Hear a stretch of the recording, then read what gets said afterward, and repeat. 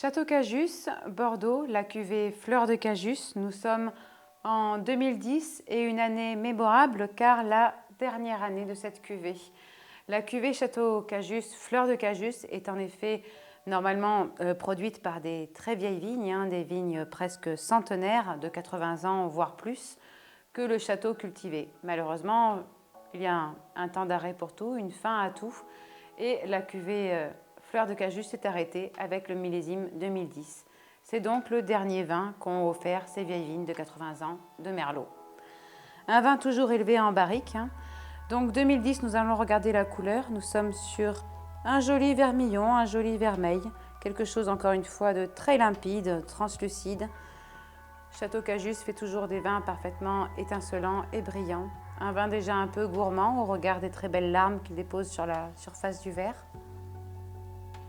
Au nez, c'est aussi typique que surprenant, aussi séduisant que caractériel.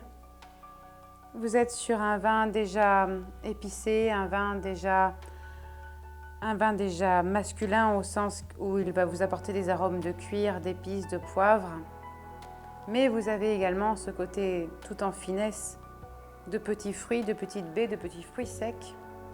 Vous n'êtes pas que sur de la fraise ou que sur de la cerise, on sent l'évolution du merlot, on sent la richesse du terroir, on sent l'âge des vignes et ce côté très concentré aussi, qui nous amène déjà sur des fruits à noyaux, fruits à pruneaux, mais aussi sur des fruits secs, mais très travaillés, façon confiture un petit peu, de dattes ou de noix. Quelque chose d'original, de très fin et surtout de très sophistiqué. Nous allons le porter en bouche.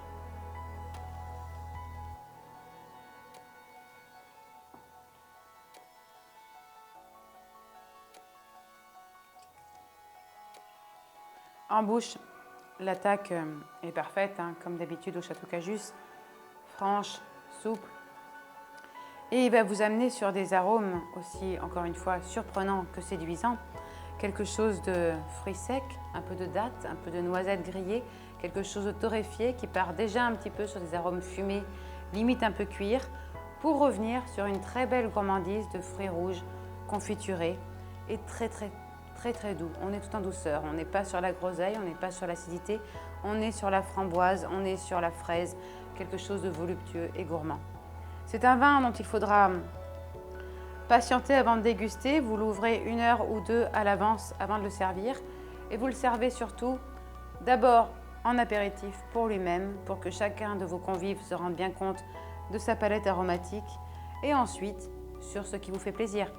Vous pouvez aussi bien aller sur un plat en sauce type blanquette de veau que par exemple sur une soupe, mais attention, une soupe de butternut avec des petits éclats de noix grillées pour rappeler le côté fruits secs justement et torréfié. N'hésitez pas à vous lâcher dans les plaisirs et dans la gourmandise avec ce vin parfaitement complet.